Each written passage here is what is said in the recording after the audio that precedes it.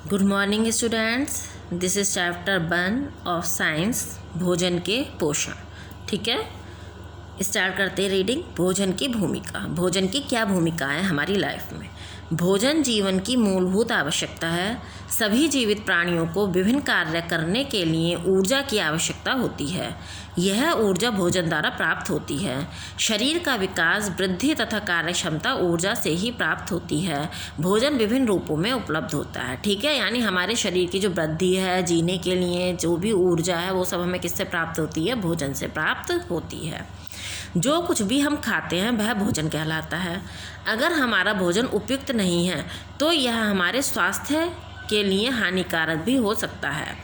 पर्याप्त या उपयुक्त भोजन की कमी से जीवन तंत्र पर विपरीत प्रभाव पड़ता है।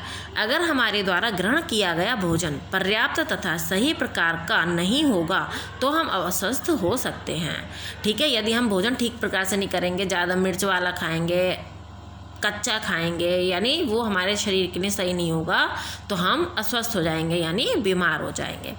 हरा पौधा सूर्य के प्रकाश की उपस्थिति में अपना भोजन स्वयं तैयार कर सकता है। अगर उसे कुछ दिनों के लिए अंधेरे में रखा जाए तो वह पीला हो जाएगा और मर भी सकता है।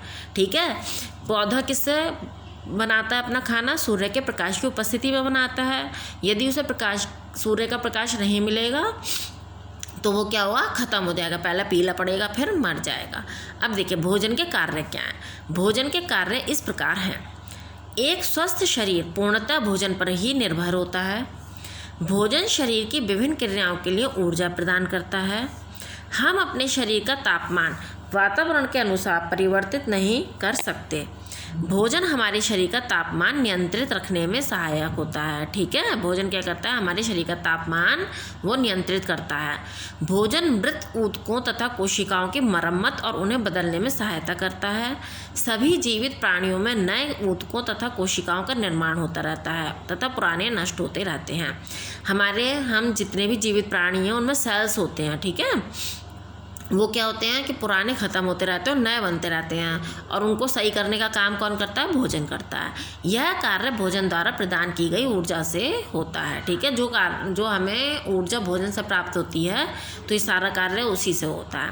भोजन द्वारा ही वृद्धि तथा प्रजनन के लिए पदार्थ प्राप्त होते हैं। ऊतकों की संख्या के गुणांक द्वारा ही वृद्धि होती है, जिसके लिए अत्यधिक ऊर्जा की आवश्यकता होती है। यह ऊर्जा जीव जंतुओं को उपलब्ध भोजन द्वारा प्राप्त होती है। ठीक है, तो जितनी भी ऊर्जा है वो कहाँ से प्राप्त होती है? भोजन से। अब देखिए पोषण। सभी सजीव प्राणियों को विभिन्न प्रक्रियाओं के लिए ऊर्जा की आवश्यकता होती है। ये ऊर्जा अंतर्ग्रहण किए गए भोजन से प्राप्त होती है। ठीक है, हमें ऊर्जा कहाँ से प्राप्त होगी? हमें ऊर्जा भोजन से प्राप्त होगी। खाद्य पदार्थों में ऊर्जा रासायनिक ऊर्जा के रूप में विद्यमान रहती है। अधिकांश भोज्य पदार्थ जल में घुलनशील नहीं होते हैं। भोजन कोशिकाओं का ईंधन है। ठीक है, कोशिकाओं का ईंधन यानी कोशिकाओं को चलाने के लिए किसकी ज़रूरत है? भोजन की। कोशिकाएं भोजन से ऊर्जा प्राप्त करती हैं। पाचन के समय भोजन को छोटे छोटे टुकड़ों में तोड़कर बांट दिया जाता है। इसके पश्चात भोजन को विभिन्न क्रियाओं द्वारा घुलनशील अणुओं में बदल दिया जाता है। ये छोटे छोटे अणु शरीर की कोशिकाओं द्वारा अवशोषित कर लिए जाते हैं। ये अणु विभिन्न क्रियाओं द्वारा जलकर ऊर्जा प्रदान करते हैं। श्वास द्वारा अंदर ली गई ऑक्सीजन भी इस प्रक्रिया में सहायता करती है। ठीक है, अब ऊर्जा हमें कैसे मिलती है? जो हमारा भोजन है वो ईंधन का काम करता है। पहले उसको पाचन के द्वारा क्या किया जाता है? छोटे छोटे टुकड़े कर लिए जाते हैं, जैसे हम दांत से भी चबाते हैं, फिर हमारे पेट में जाता है, वहाँ भी पाचन होता है।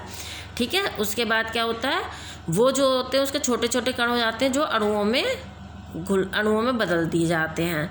उसके बाद वो अणु क्या होता है? वो शरीर की कोशिकाओं, जो छोटे छोटे अणु हैं वो हमारे शरीर की जो कोशिकाएं हैं उनके द्वारा अवशोषित कर लिए जाते हैं। और यही अणु जो होते हैं विभिन्न क्रियाओं द्वारा जलकर ऊर्जा प्रदान करते हैं। ठीक है, इस ऊर्जा का उपभोग शरीर द्वारा आवश्यकतानुसार कर लिया जाता है। जैसे हमारे शरीर को ज़रूरत होगी उसका उपभोग वो कर लेगा ऊर्जा का। अतिरिक्त ऊर्जा एक रासायनिक यौगिक के रूप में संग्रहित हो जाती है। ठीक है, जिसकी जितनी ज़रूरत थी वो तो हमने एब्जॉर्ब कर ली और बाकी संग्रहित हो गया यानी कलेक्ट हो गई, जिसे डिनोसाइन ट्राइफॉस्फेट यानी ATP कहते हैं। क्या कहते हैं, ATP, डीनोसाइन ट्राइफॉस्फेट। इस ऊर्जा का प्रयोग आवश्यकता पड़ने पर अन्य जैविक प्रक्रियाओं के लिए किया जाता है।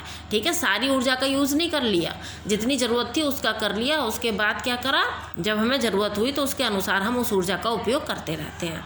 भोजन के प्रारंभिक तत्व कार्बोहाइड्रेट्स, वसा, विटामिन, प्रोटीन और खनिज तत्व पौधों और जंतुओं के लिए समान होते हैं। अब पोषण की विधियाँ आता है। हरे पौधे अपना भोजन स्वयं बना सकते हैं, परंतु जंतु पौधों पर निर्भर रहते हैं। जंतु पौधों द्वारा बनाए गए भोजन पर निर्भर रहते हैं। इस आधार पर पोषण को 2 वर्गों में विभाजित किया जा सकता है, स्वपोषी पोषण तथा परपोषी पोषण। ठीक है भाई, जो हरे पौधे होते हैं वो तो अपना भोजन खुद बनाते हैं, लेकिन हम लोग थोड़ी ना बना लेते हैं अपना, हमें या जानवर हैं वो हम लोग नहीं बना पाते अपना भोजन खुद। हम किस पर निर्भर रहते हैं, हम पेड़ पौधों पर निर्भर रहते हैं। तो इसी के आधार पर 2 भागों में इसे पोषण को डिवाइड कर दिया, स्वपोषी पोषण में और परपोषी पोषण में। अब फर्स्ट आता है स्वपोषी पोषण। वह जीवधारी जो स्वयं भोजन बना सकते हैं स्वपोषी कहलाते हैं। सभी हरे पेड़ पौधे प्रकाश संश्लेषण क्रिया द्वारा भोजन का निर्माण करते हैं, अतः यह स्वपोषी होते हैं। तो स्वपोषी में केवल पौधे आएंगे, ठीक है, और कोई नहीं आएगा। अब देखिए प्रकाश संश्लेषण क्या होता है। हरे पेड़ पौधे वातावरण तथा कार्बन डाइऑक्साइड, मिट्टी से जल, सूर्य के प्रकाश तथा हरित वर्ण की उपस्थिति में ग्लूकोज तैयार करते हैं। इस प्रक्रिया को प्रकाश संश्लेषण कहते हैं। ठीक है, क्या है देखिए, एक क्वेश्चन से समझते हैं। कार्बन डाइऑक्साइड प्लस जल और सूर्य का प्रकाश और हरे पत्ते, क्या बन गया, ग्लूकोज प्लस ऑक्सीजन। पेड़ पौधे स्वयं तथा अन्य सभी जीवित प्राणियों के लिए भोजन तैयार करने में सक्षम होते हैं। इन्हें उत्पादक कहते हैं। उत्पादक किसे कहते हैं, पेड़ पौधों को उत्पादक भी कहते हैं, क्योंकि वो अपने लिए भी भोजन बनाते हैं और सभी जीवित प्राणियों के लिए भी भोजन बनाते हैं। अब देखिए प्रयोग फर्स्ट। प्रकाश संश्लेषण के लिए सूर्य का प्रकाश आवश्यक है। प्रकाश संश्लेषण के लिए सूर्य का प्रकाश आवश्यक है। इसके लिए एक एक्सपेरिमेंट किया गया है, उसको पढ़ते हैं। गमले में लगे हुए पौधे को 2-3 दिनों के लिए अंधेरी जगह में रख दीजिए। पौधे की एक पत्ती के थोड़े से भाग को क्लिप की सहायता से काले कागज से ढक दीजिए। पौधे को कुछ दिनों के लिए सूर्य के प्रकाश में रख दीजिए। काले कागज द्वारा ढकी गई पत्ती को तोड़ लीजिए। पत्ती से काले कागज की पत्ती हटाकर उस स्थान पर आयोडीन विलयन की कुछ बूंदें डालिए।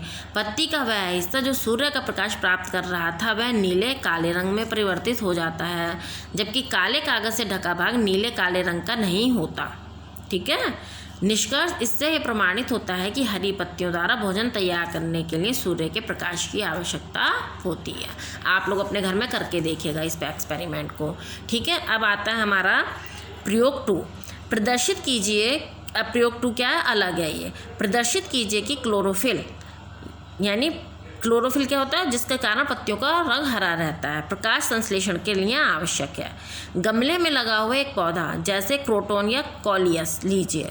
गमले को 2-3 दिनों के लिए अंधेरे में रख दीजिए जिससे यह शर्करा मुक्त हो जाए। अब पौधे को सूर्य के प्रकाश में कुछ घंटों के लिए रख दीजिए। पौधे की 1-2 पत्तियां तोड़कर अलग कर लीजिए। उसके हरे तथा पीले धब्बे प्रदर्शित करने के लिए उसका एक चित्र बना लीजिए। अब पत्ती को 15-20 मिलीलीटर इथाइल अल्कोहल से भरी परखनली में डाल दीजिए। इस परखनली को गर्म जल में तब तक रखते हैं जब तक हरा रंग लुप्त ना हो जाए। अल्कोहल का रंग पत्ती से क्लोरोफिल हटाने के कारण हरा हो जाएगा। अब पत्ती को गर्म जल में उबालकर हल्के गर्म पानी से धो दीजिए। अब कुछ बूंदें आयोडीन की पत्ती के ऊपर डाल दीजिए। नीले काले रंग रहित हिस्से में कोई परिवर्तन नहीं होगा। क्या निकला इससे निष्कर्ष, यह प्रदर्शित करता है कि प्रकाश संश्लेषण प्रक्रिया के लिए क्लोरोफिल आवश्यक होता है। ठीक है, ये प्रकाश संश्लेषण के लिए आपको सूर्य का प्रकाश और क्लोरोफिल दोनों आवश्यक होते हैं। इसके लिए 2 एक्सपेरिमेंट आपके किए गए थे। ठीक है, अब आपका सेकंड आता है परपोषी पोषण। जो जीवधारी भोजन का संश्लेषण स्वयं न करके दूसरों पर निर्भर करते हैं वह परपोषी कहलाते हैं। इस प्रकार के पोषण को परपोषण कहते हैं। सभी पशु एवं मनुष्य परपोषी हैं। ठीक है, यानी जो दूसरे के ऊपर निर्भर रहेंगे वो परपोषी पोषण कहलाएगा। हरे रंग रहित पौधे, जंतु तथा मनुष्य अपना भोजन स्वयं तैयार नहीं कर पाते। जिन पौधों का रंग भी हरा नहीं होगा वो भी अपने लिए भोजन तैयार नहीं कर पाएंगे, क्योंकि उन्हें प्रकाश संश्लेषक वर्ण क्लोरोफिल नहीं होता है, अतः उन्हें बाहरी भोजन पर निर्भर होना पड़ता है। ऐसे जीवित प्राणियों को परपोषी जीव कहते हैं। जंतु तथा मनुष्य परपोषी होते हैं। ये निम्नलिखित प्रकार के होते हैं, शाकाहारी भी होते हैं, मांसाहारी भी होते हैं और सर्वाहारी भी होते हैं। ठीक है, अब फर्स्ट पढ़ते हैं हम शाकाहारी। जो जंतु या प्राणी अपने भोजन के लिए हरे पेड़ पौधों पर निर्भर रहते हैं उन्हें शाकाहारी कहते हैं, जैसे गाय, खरगोश, ऊँट, हाथी, बकरी, हिरण, टिड्डा आदि। ठीक है, ये लोग क्या करते हैं, केवल पौधों पर निर्भर होते हैं, वो ही खाते हैं, इसलिए शाकाहारी कहलाते हैं। सेकंड आते हैं मांसाहारी। जो जंतु या प्राणी अन्य जंतुओं का मांस खाते हैं उन्हें मांसाहारी कहते हैं, जैसे चीता, शेर, सियार, मेंढक, सांप आदि। थर्ड होते हैं सर्वाहारी। जो जंतु या प्राणी पेड़ पौधे तथा जंतु या उनके उत्पादनों को अपने आहार के रूप में ग्रहण करते हैं उन्हें सर्वाहारी कहते हैं, जैसे शेर, चीता, मेंढक, सियार, सांप, मनुष्य आदि। चावल, दालें, गेहूं, फल, सब्जियां आदि पेड़ पौधों के उत्पादन हैं जिनका प्रयोग हमारे द्वारा किया जाता है। अंडे, मांस, दूध, पनीर आदि जंतु उत्पादक है जिनका प्रयोग हमारे द्वारा किया जाता है। तो इसलिए मनुष्य कैसा हो गया, वो सर्वाहारी प्राणी हो गया।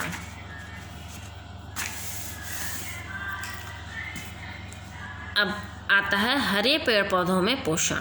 हरे पेड़ पौधे स्वपोषी होते हैं, अर्थात ये कार्बन डाइऑक्साइड व जल से पर्णहरित एवं सूर्य के प्रकाश की उपस्थिति में अपने खाद्य पदार्थों का संश्लेषण करते हैं। इस विधि को प्रकाश संश्लेषण कहा जाता है। पौधों को उत्पादक भी कहा जाता है। इसके आगे की वीडियो, जो आगे की रीडिंग है, वो हम नेक्स्ट वीडियो में करवाएंगे।